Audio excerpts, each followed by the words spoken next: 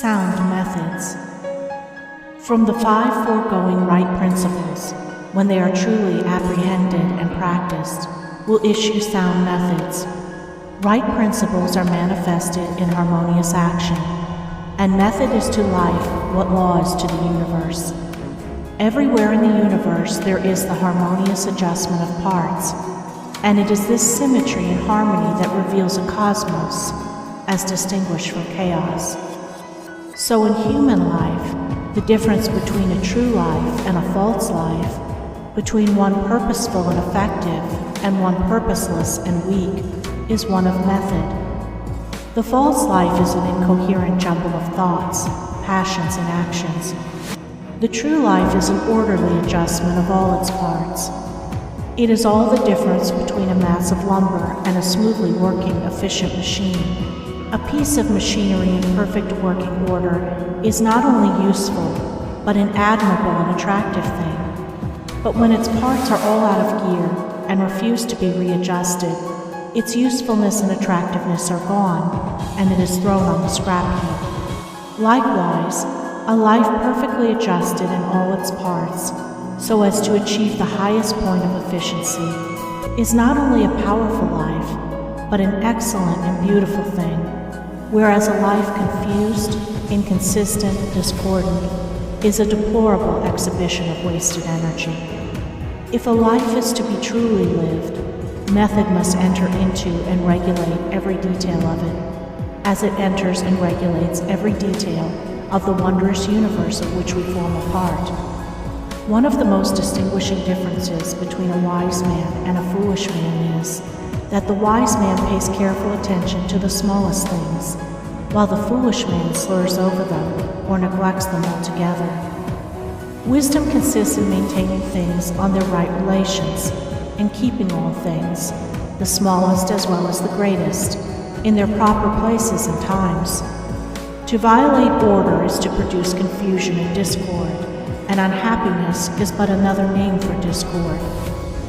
The good businessman knows that system is 3 parts of success, and that disorder means failure.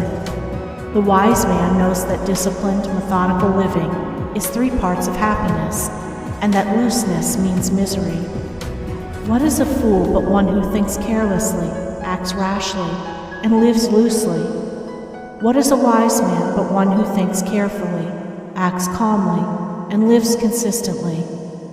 The true method does not end with the orderly arrangement of the material things and external relations of life. This is but its beginning. It enters into the adjustment of the mind, the discipline of the passions, the elimination and choice of words and speech, the logical arrangement of the thoughts, and the selection of right actions.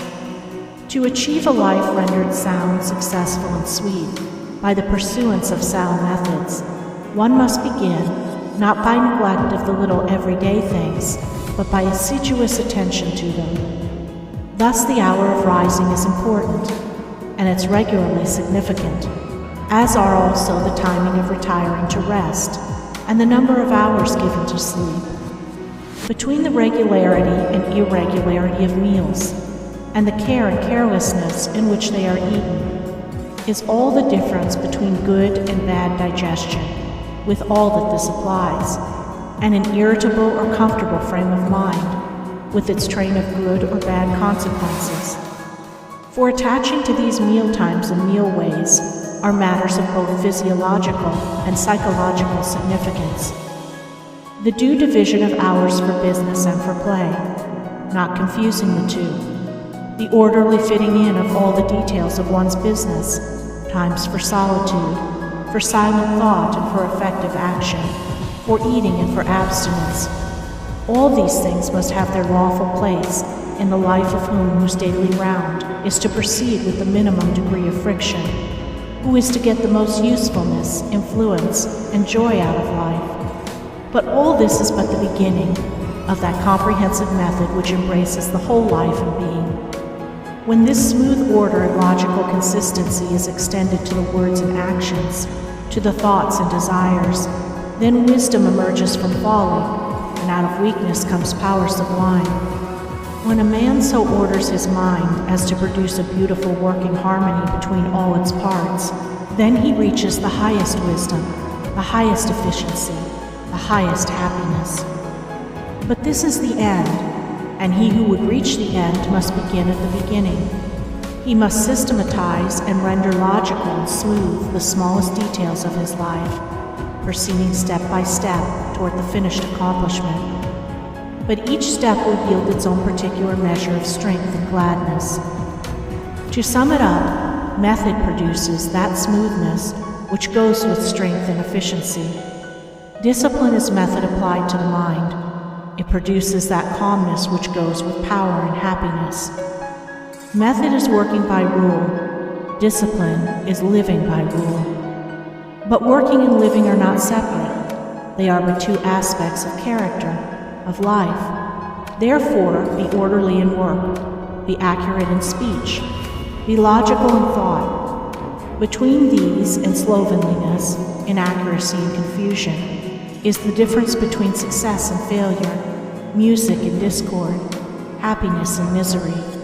The adoption of sound methods of working, acting, thinking, in a word, of living, is the surest and safest foundation for sound health, sound success, sound peace of mind. The foundation of unsound methods will be found to be unstable and to yield fear and unrest even when it appears to succeed.